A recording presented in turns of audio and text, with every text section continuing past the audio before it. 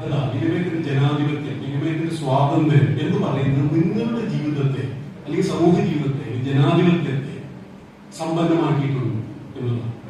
കൂടുതൽ സമ്പന്നം, കൂടുതൽ ലോകത്തോടും മറ്റുള്ളവരോടും അടുത്തിടപഴകാനും അറിയാനും പരസ്പരം അറിയാനുമുള്ള സാഹചര്യമാണോ ഈ പുതിയ സാമൂഹ്യ നവമാധ്യമ സാഹചര്യം നമ്മൾ ജീവിക്കുന്ന ഒരു മാധ്യമ സാഹചര്യം ഉണ്ടാക്കിയിട്ടുള്ള ഒരു ചോദ്യം.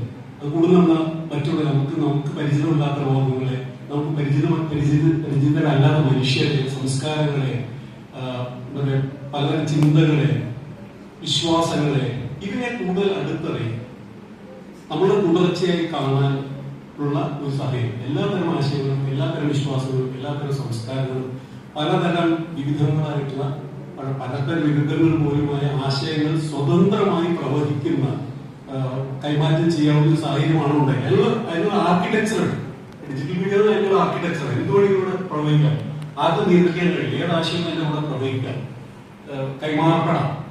ആശയങ്ങളായാലും എന്ത് തന്നെ, കലയായാലും ശരി, സംഗീതമായാലും ശരി, സാഹിത്യമായാലും ശരി, സിനിമയായാലും ശരി, ഇതുകൂടി എങ്ങനെയാണെങ്കിൽ ഒരു തടസ്സവുമില്ലാതെ ലോകത്തെ എല്ലാവരുമായിട്ട് സംബന്ധിക്കാൻ സാഹചര്യം. പക്ഷെ ഈ സാഹചര്യം എന്ന് പറയുന്നത് ഈ സ്വാതന്ത്ര്യത്തിന്റെ, മാധ്യമത്തിന്റെ, തുറന്നിടലിന്റെ, സംവേദന ജനാധിപത്യത്തിന്റെ, ഒരു ഡെമോക്രസി കമ്മ്യൂണിക്കേഷൻ, അത് യഥാർത്ഥത്തിൽ കൂടുതൽ സ്വതന്ത്രമായ, കൂടുതൽ സാഹോദര്യത്തിന്റെയും പരസ്പര വിനിമയത്തിന്റെയും പരസ്പരമുള്ള മനസ്സിലാക്കലിന്റെയും പരസ്പരമുള്ള അനുതാപത്തിന്റെയും ഒരു സംസ്കാരം ഉണ്ടാക്കാൻ സഹായിച്ചിട്ടുള്ള ചോദ്യങ്ങൾ ഈ മാധ്യമങ്ങളോട് ചോദിക്കുന്നു. ഈ മാധ്യമങ്ങളോട് ചോദിക്കുന്നത് പറയുമ്പോൾ, സാമൂഹ്യ മാധ്യമങ്ങളോട് ഈ ചോദ്യം ചോദിക്കുമ്പോൾ നമ്മളോട് ചോദിക്കും, യഥാർത്ഥ എന്റെ സാമൂഹ്യ മാധ്യമ ഇടപെടൽ, നിങ്ങളെക്കുറിച്ച് പരിശോധിക്കും, നിങ്ങളുടെ ഇടപെടൽ യഥാർത്ഥത്തിൽ നിങ്ങളെ കുറിച്ചാണ്, ലോകത്തെ കുറിച്ചാണ്. ലോകത്തെ കൂടുതൽ നന്നായി അറിയാൻ, അല്ലെങ്കിൽ മറ്റുള്ളവരെ, ഈ ലോകത്ത് ജീവിക്കുന്ന പലതരം മനുഷ്യരെ, സമൂഹങ്ങളെ, സംസ്കാരങ്ങളെ കൂടുതൽ അടുത്തറിയാനാണോ സഹായിക്കുന്നത്, അത് എന്നെ കൂടുതൽ ഈ ലോകത്തിലേക്ക് പ്രൊജക്ട് ചെയ്യാനാണ് സഹായിക്കുന്നത്, എന്നെ കൂടുതൽ എന്നിലേക്ക് ചുരുക്കുകയാണ് ചെയ്യുന്നത്, എന്റെ ലോകത്തിലേക്ക് വികസിപ്പിക്കുകയാണ് ചെയ്യുന്നത് എന്ന ചോദ്യം ചോദിക്കേണ്ടത്. ആ ചോദ്യം ചോദിക്കുമ്പോൾ എങ്ങനെയാണ് ഇന്നത്തെ സാമൂഹ്യ മാധ്യമം, ഒരുപക്ഷെ സാമൂഹ്യ മാധ്യമത്തെ അങ്ങനെ ചോദ്യം ചെയ്തുകൊണ്ട് മാത്രമേ അതിന്റെ നേരത്തെ പറഞ്ഞ സ്വാതന്ത്ര്യത്തിന്റെയും സമാധാനത്തിനും പ്രത്യേകം പറയേണ്ടിയിരിക്കുന്നു. ഉദാഹരണ സാഹിത്യം സമാധാനത്തിന്റെയും ഒരു യന്ത്രമാണോ, മാധ്യമമാണോ ഇന്ന് നമ്മൾ ജീവിക്കുന്ന സാമൂഹ്യ മാധ്യമം? ഒരു വാസ്തുവിദ്യ അല്ലെങ്കിൽ നമ്മൾ ഉപയോഗിക്കുന്ന സാമൂഹ്യ മാധ്യമ സന്ദേശങ്ങൾ അതെന്തിനു വേണ്ടി ഉപയോഗിക്കപ്പെടുന്നത് എന്നൊരു ചോദ്യം ചോദിക്കുന്നത്. അപ്പൊ ഒരു കാര്യം അതിൽ സംഭവിക്കുന്നത്, അതൊരു അതേപോലെ സ്വാഭാവിക സംഭവിക്കുന്നത്, അങ്ങനെയാണ് അവിടെ.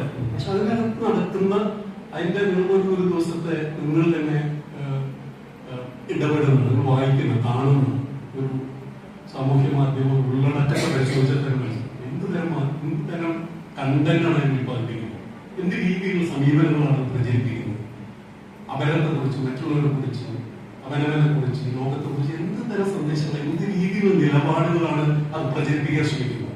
അത് ബോധപൂർവമായി കൊടുക്കുക, അബോധപൂർവ്വമാണ്. ഇത് പരിശോധിക്കുമ്പോൾ നമുക്ക് സാമൂഹ്യ മാധ്യമങ്ങൾ, നമ്മുടെ സാമൂഹ്യ മാധ്യമ ജീവിതത്തിൽ സാമൂഹ്യത്തിൽ ജീവിക്കാൻ കഴിയും. അതിന് മറുപടി വിമർശനാത്മകമായി കൂടി എന്താ പറയാ, പ്രതിഫലനാത്മകമായി, കണ്ടംപ്ലേറ്റീവ് ആയിട്ട് ഒരു പക്ഷെ നേരിടാൻ ആ ചോദ്യം നമ്മൾ ചോദിക്കാൻ ശ്രമിക്കും. അപ്പൊ സംഭവിക്കുന്ന വെച്ചാൽ പലപ്പോഴും ഈ രീതിയിൽ സാമൂഹ്യ മാധ്യമങ്ങളെ അല്ലെങ്കിൽ AI പോലുള്ള പുതിയ ടെക്നോളജികൾ വരുന്നു, ആർട്ടിഫിഷ്യൽ ഇന്റലിജൻസ് വരുന്നു, അത് ഇതുവരെയുള്ള പല തൊഴിലുകളെ ഇല്ലാതാകും. ഗവേഷണ വിദ്യാർത്ഥികൾ എഴുതിയതാണോ അത് AI ChatGPT ഉണ്ടാക്കിയതാണോ അറിയാൻ പറ്റാത്ത സാഹചര്യത്തിൽ വിദ്യാഭ്യാസ രംഗം മാറിപ്പോകും. നമുക്ക് ChatGPT വഴി ഒരു ഉത്തരം കണ്ടുപിടിക്കും, അല്ലെങ്കിൽ അവർക്ക് പുതിയ കാര്യങ്ങൾ അന്വേഷിക്കണം. പക്ഷെ അത് നിങ്ങളിലെ ഒരു ഗവേഷക വിദ്യാർത്ഥി അല്ലെങ്കിൽ വിദ്യാർത്ഥിയെ കൂടുതൽ പരിപോഷിക്കുകയാണോ, അതോ നിങ്ങളുടെ ഒരു പ്രവർത്തനം ആവശ്യമില്ലാത്ത രീതിയിൽ അത് നിങ്ങളെ ഒരു മന്ദബുദ്ധി യാത്രകൾ ചെയ്യുന്നു? ചോദ്യം. നമ്മൾ കത്ത് എഴുതണം, ഇന്റർനെറ്റ് താഴെടുത്ത് നമ്മൾ എഴുതണം. എഴുതുമ്പോൾ ഒരുപാട് നേരം ചിന്തിച്ചിട്ട് ചെയ്യണം, ചിന്തിച്ചിട്ട് നമ്മൾ എഴുതണം. അത് നമ്മുടെ ചിന്തയെ അല്ലെങ്കിൽ നമ്മൾ പറയാൻ ഉദ്ദേശിക്കുന്ന വാക്കുകളാക്കി മാറ്റി ഈ പറയുന്ന ആളുകൾ നമ്മുടെ ബന്ധത്തിന്റെ അടിസ്ഥാനത്തിൽ ഭാഷയിലാണ് നമ്മൾ എഴുതുന്നത്. നമ്മുടെ ഒരു അച്ഛനെഴുതുന്ന കത്തായിരിക്കും സുഹൃത്തിന് അല്ലെങ്കിൽ കാമുകിന് എഴുതുന്നത്, വേറെ കത്തായിരിക്കും, വേറെ ഭാഷയൊക്കെ ഉപയോഗിക്കും. അപ്പൊ ഈ രീതിയിലുള്ള പല ചിന്തകളോടെ കടന്നു പോയിട്ടാണ് ആ ഒരു കത്ത് ഉണ്ടാവുന്നത്. ഇതെല്ലാം കത്ത് വായിച്ചിട്ട് അയക്കണോ തീരുമാനിക്കണം. ചിലപ്പോൾ തീർക്കളയും, അത് നമ്മൾ പറയാൻ ഉദ്ദേശിക്കുന്നത് ഇങ്ങനെയല്ല പറയേണ്ടത് തോന്നാം.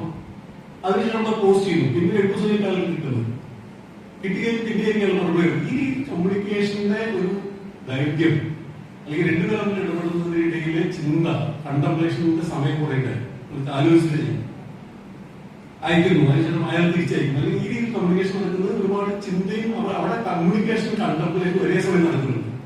അതില്ലാതെ ചെയ്യാൻ പറ്റില്ല. മറുപടിയൊക്കെ വായിക്കുന്നു, കത്തയച്ചാലും ഇവിടെ അയക്കേണ്ടായിരുന്നു സഹായിക്കണ്ട, അവിടെ കൈവിട്ടു പോയി. ഇന്നത്തെ കമ്മ്യൂണിക്കേഷൻ അതേസമയം ഇമെയിൽ പോലുള്ള അല്ലെങ്കിൽ SMS പോലുള്ള കമ്മ്യൂണിക്കേഷൻ